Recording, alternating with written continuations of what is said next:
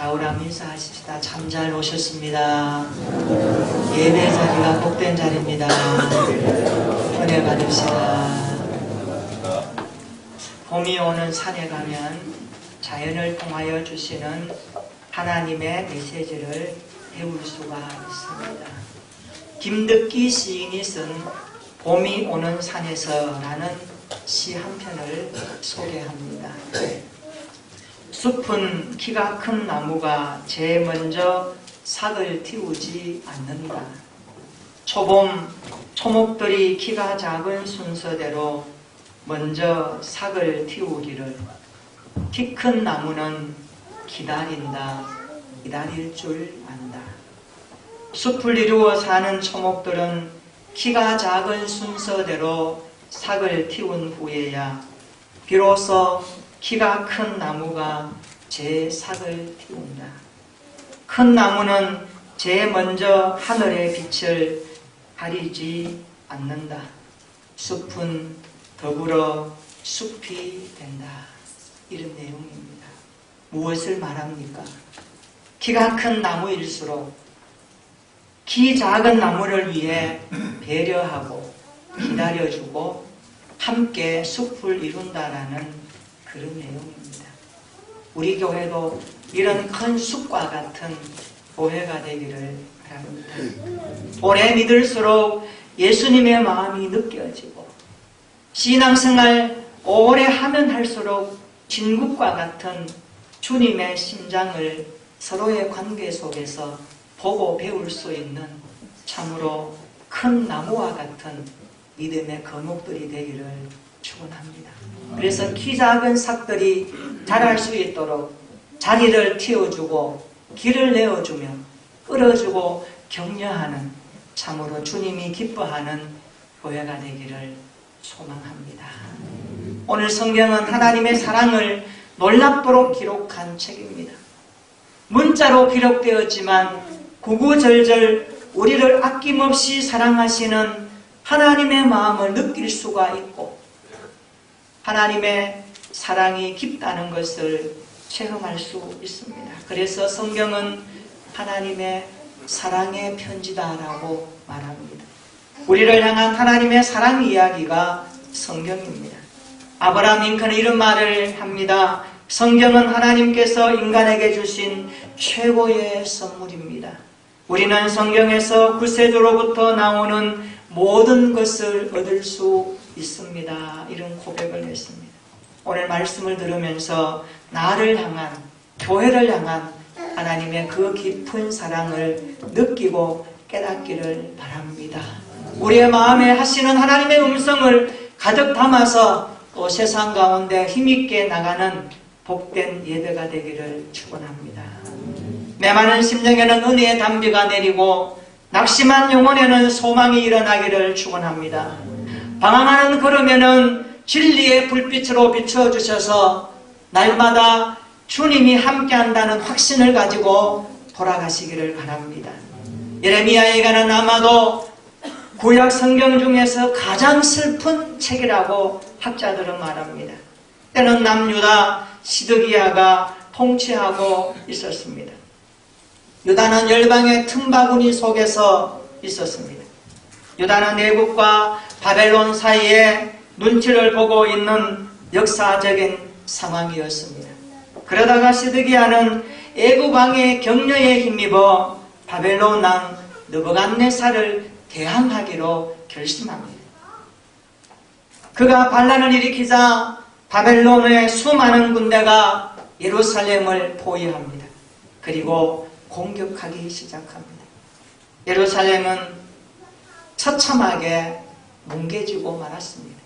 전쟁의 참상이 참으로 눈뜨고 보지 못할 정도로 아주 어려웠습니다. 차마 말할 수 없을 정도로 잔혹하게 시드기야의 모든 아들들이 그가 보는 앞에서 죽임을 당합니다. 시드기야는 두 눈이 뽑힌 채 바벨론으로 끌려갑니다. 그곳에서 얼마 살지 못하고 그는 생을 마감합니다.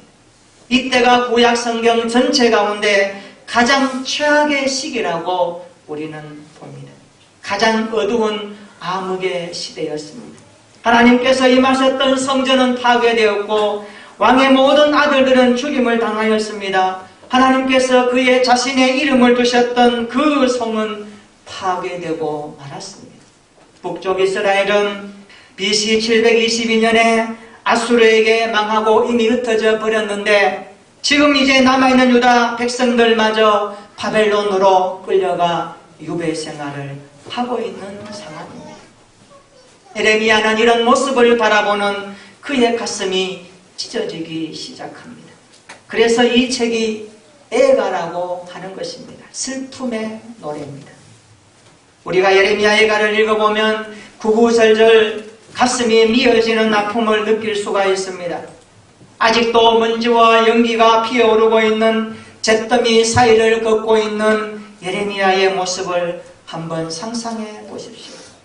1장 1절에 보십시오. 이렇게 말합니다. 슬프다 이 성이여, 전에는 사람들이 많더니 이제는 어찌 그리 적막하게 앉았는고, 전에는 열국 중에서 크던 자가 이제는 과부같이 되었고, 전에는 열방 중에 공주였던 자가 이제는 강제 노동을 하는 자가 되었도다라고 탄식하고 있습니다. 한때 하나님의 복을 받으면서 흥왕했던 성읍이 이제는 유령이 나올 듯한 도시처럼 보여졌습니다. 4절 한번 보실까요? 시온의 도로들이 슬퍼하며 절기를 지키려 나아가는 사람이 없다라고 그렇게 말합니다. 2장 1절에도 말씀합니다. 슬프다 주께서 찌그리 진노하사 시온을 예루살렘을 구름으로 덮었는가. 처참한 예루살렘의 모습을 보면서 예레미야의 가슴이 찢을 듯한 아픔으로 다가왔습니다. 우리 2장 11절 한번 읽어볼까요? 우리 2장 11절 읽어봅니다. 시작. 내 눈이 눈물에 상하며 내 창자가 끊어지며 내 간이 땅에 쏟아졌으니 이는 딸 내 백성이 패망하여 어린 자녀와 젖 먹는 아이들이 성읍길에 절기절함이로다. 아멘. 여러분 상상이 되십니까? 3장 48절에도 보세요.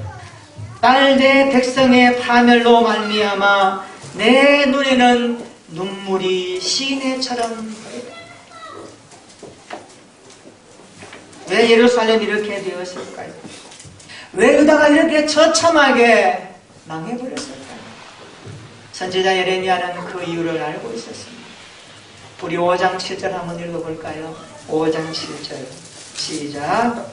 우리의 조상들은 범죄하고 없어졌으며 우리는 그들의 죄악을 담당하였나이다.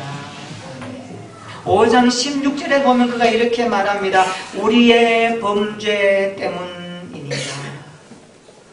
이렇게 허물어지고 무너지고 폐허가 된 것은 우리의 범죄 때문입니다. 요약하면 그렇습니다. 유다가 하나님을 떠나 우상을 섬겼기 때문에 오늘 역사적인 비극을 맞이한다라고 예레미야 선지자는 말하고 있습니다.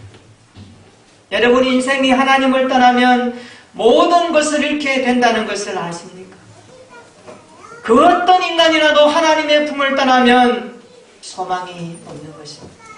반대로 그 어떤 사람이라도 주님을 마음에 모시면 모든 것을 소유한다는 사실을 믿으시기를 바랍니다. 예레미야 선지자는 이 사실을 잘 알고 있었습니다. 그래서 더욱 마음이 아팠던 겁니다. 하나님께서 그토록 시대마다 선지자들을 보내서 외치게 하시는 이유가 무엇일까요? 너희가 나의 곁에 있어야 한다. 너희가 내 품을 떠나면 망한다. 이 외침을 시대마다 선지자들을 통하여서 전해주었던 것입니다. 우리만의 이런 말이 있죠. 집 떠나면 고생이라고.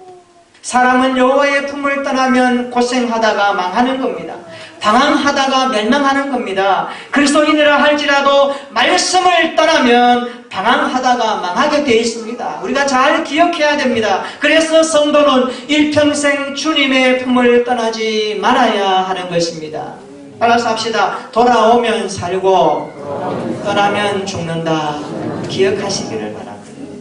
하나님께로 돌아오면 살고 여호와의 품에 있으면 살고 너희가 여호와의 품을 떠나면 죽는다. 그것이 성경 구절구절에 전해주시는 하나님의 마음입니다. 예레미야가 5장은 긍휼을 바라는 예레미야의 기도를 기록하고 있습니다. 회복을 바라는 그의 기도입니다. 우리 오늘 본문의 말씀 한번 같이 읽어볼까요? 21절입니다. 시작. 여호와여 우리를 주께로 돌이키소서. 그리하시면 우리가 주께로 돌아가겠사오니 우리의 날들을 다시 새롭게 하사 옛적 같게 하옵소서. 아멘. 예레미야는 다시 옛적으로 돌아가기를 소망하며 기도합니다. 옛날의 평화, 옛적의 기쁨을 다시 회복하기 위해서 그 기쁨의 근원이신 주님께로 돌아가야만 한다는 것을 알았습니다. 그래서 그는 가슴 아픔을 가지고 눈물 흘리며 하나님 앞에 기도하고 있습니다. 여호와여 우리를 주께로 돌이키소서 말하고 있습니다. 인생이 비참한 자리에서 구원받는 길은 오직 십자가뿐입니다. 죄의 자리에서 구원받는 길은 오직 예수 그리스도 한 분뿐입니다. 누구든지 십자가를 지신 주님을 만나지 못하면 멸망하는 것입니다. 그래서 신앙생활은 십자가 위에서 시작되는 것입니다. 믿으시기를 축원합니다. 나와 주님이 십자가에 못 박혀버리고 주님의 십자가 현장에 나도 있었고 나도 주님의 십자가를 지고 따르는 그곳에서 구원은 시작되고 하나님의 나라는 시작되는 것입니다. 그래서 누구든지 신앙생활은 십자가 위에서 출발하는 것입니다. 오늘 종료주일입니다. 다시 십자가로 돌아갑시다. 주님을 믿는다고 하면서 십자가 없이 살아왔던 우리의 신앙을 돌아보며 회개하는 시간 됩시다. 그리고 다시 십자가를 앞에 놓고 그 십자가를 그토록 사랑하겠노라고 입술의 고백만이 아니라 우리의 삶으로 만들어내는 십자가의 사람들이 되기를 축원합니다. 우리가 그토록 불렀던 찬송가 151장 가사처럼 십자가 십자가 내가 처음 볼 때에 나의 맘에 큰 고통 사라져 오늘 믿고서 내 눈 밝았네 참 내 기쁨 영원하도다. 이 고백이 우리 일평생의 고백이 되기를 축복합니다. 내가 십자가 위에서 주님을 만났습니다. 그 십자가를 대할 때마다 웬 은혜입니까? 웬 사랑입니까? 웬 축복입니까? 노래하고 찬송하고 선포하고 외쳐도 시간이 모자랄 정도로 내 삶을 주님 앞에 드리겠습니다. 이 신앙이 우리 모두의 신앙이 되기를 바랍니다. 날마다 십자가로 돌아가는 우리의 신앙이 되기를 진심으로 축원합니다. 그렇다면 어떻게 날마다 십자가로 돌아가는 삶을 살 수 있을까? 오늘 예레미야 예가를 통하여 몇 가지 주의 말씀에 귀를 기울이고자 합니다. 첫째로 우리가 날마다 십자가로 돌아가기 위해서는 따라서 합시다. 말씀 앞에서 스스로 자신의 행위를 조사하라. 우리가 십자가 앞에 나가기 위해서는 날마다 말씀 앞에 스스로 자신의 행위들을 조사해야 합니다. 우리 3장 40절 한번 읽어볼까요? 3장 40절 같이 한번 읽어볼게요. 시작.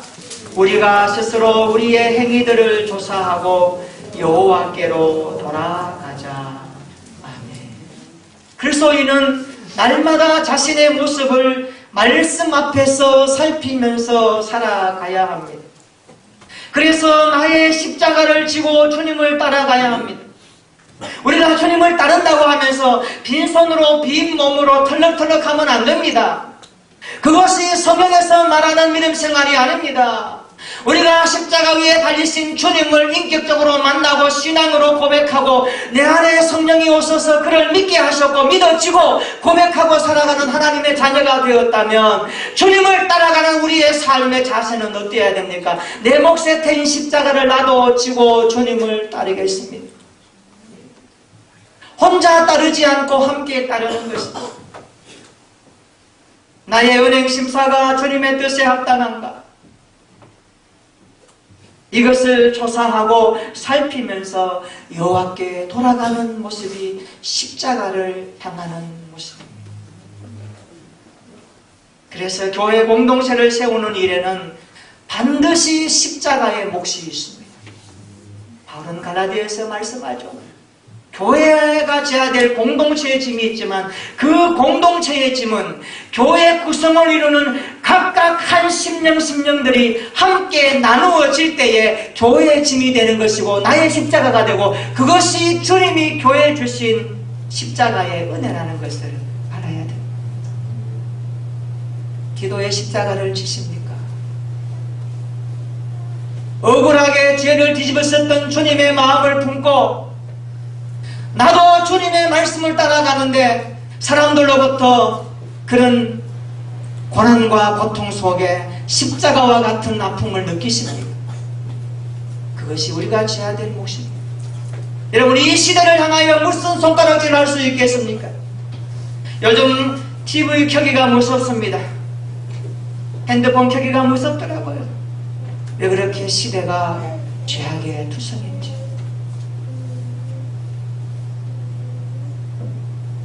하루가 멀다 하고 구속, 수사, 그리고 미투 운동이 정치, 경제, 사회문화 이 시대를 휩쓸고 있는 쓰나미와 같이 다가오는 이 시대에 과연 하나님 앞에 누가 설 수 있습니까?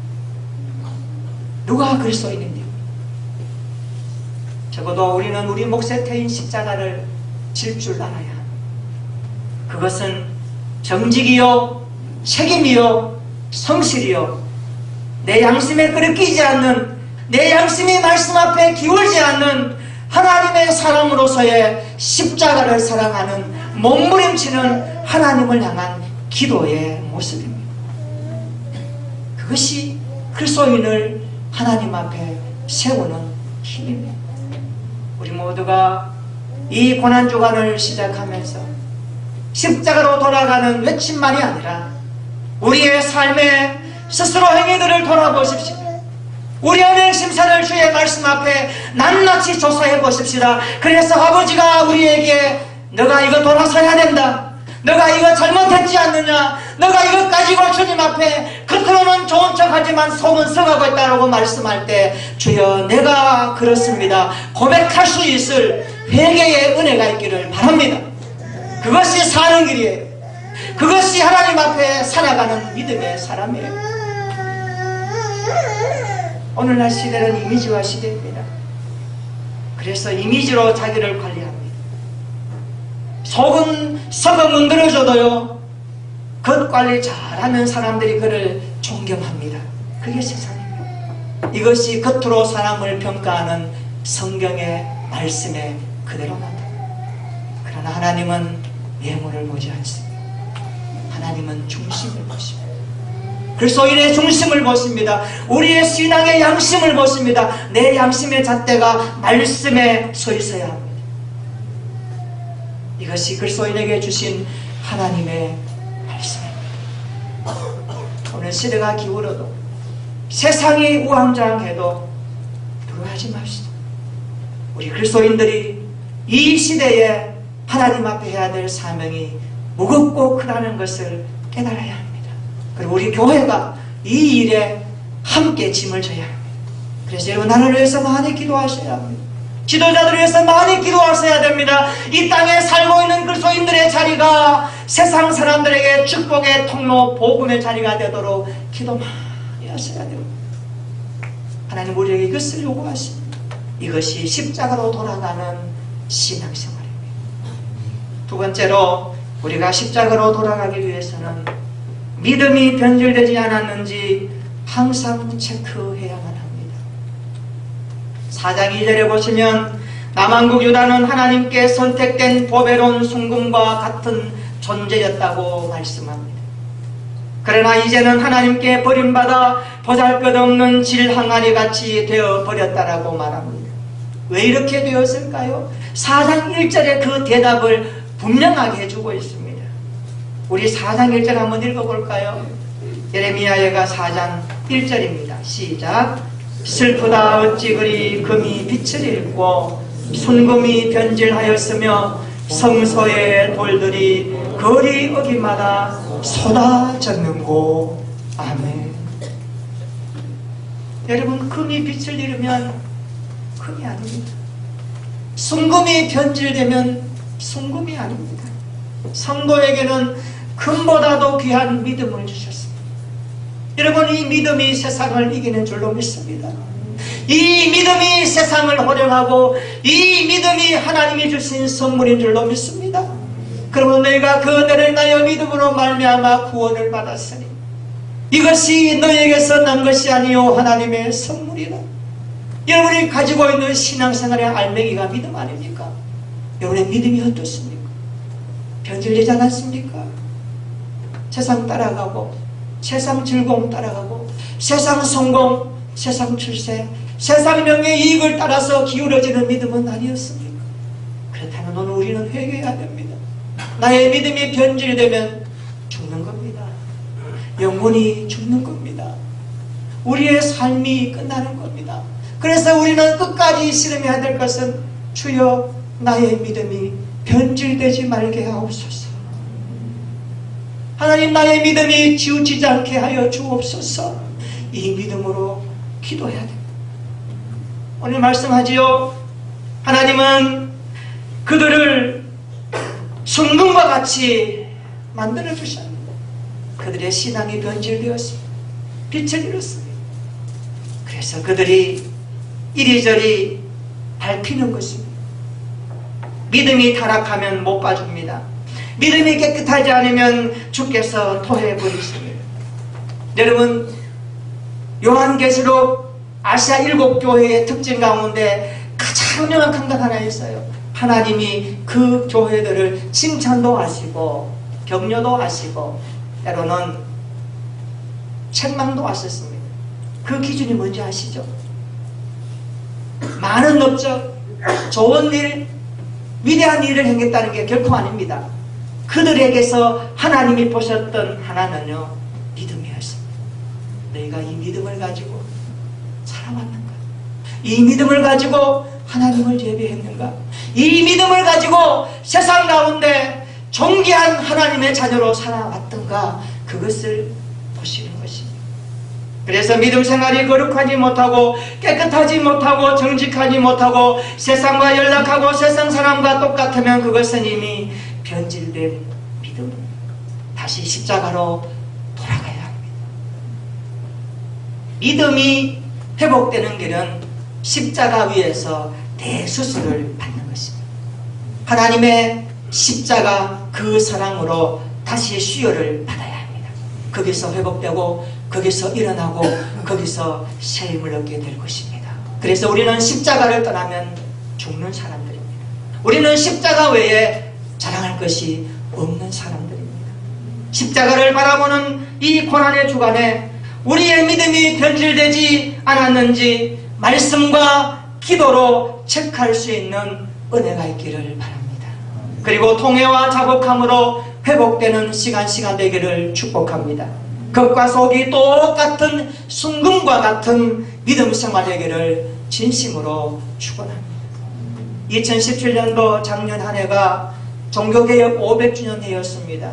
그래서 우리 교회도 기도 많이 했고 한국교회가 종교개혁 500주년의 의미를 되새기며 다시 성경으로 돌아가자, 다시 십자가로 돌아가자, 다시 하나님의 품으로 돌아가자 외치며 기도하고 선포했던 한 해였습니다. 우리 교회도 2월 12일 그 주간부터 9주간에 걸쳐서 교회 주보에다가 제가 5가지 기도 제목을 기록한 적이 있습니다. 그 가운데 첫 번째 기도 제목이 이런 내용이었습니다. 하나님, 저희가 날마다 생명의 근원이신 주님께로 돌아가게 하옵소서. 따라서 합시다. 주님, 날마다 생명의 근원이신 주님께로 돌아가게 하옵소서. 평생의 기도가 되기를 축원합니다. 오늘 본문 다시 한번 읽어볼까요? 마음을 모아서 같이 시작. 여호와여 우리를 주께로 돌이키소서. 그리하시면 우리가 주께로 돌아가겠사오니 우리의 날들을 다시 새롭게 하사 옛적 같게 하옵소서. 아멘. 날마다 말씀 앞에서 스스로 자신의 행위를 조사하고 돌아보며 날마다 십자가로 돌아가는 신앙생활 되기를 축원합니다. 순금 같은 믿음 생활로 주님을 기쁘시게 하는 하나님의 알곡 성도들 되기를 축원합니다. 그래서 이번 한 주간도 고난의 십자가 주님을 바라보며 내 몫에 태인 십자가를 지고 주님을 따르며 끝까지 승리하는 저와 여러분들의 믿음 생활 되기를 예수님의 이름으로 축원합니다. 아멘. 기도합니다.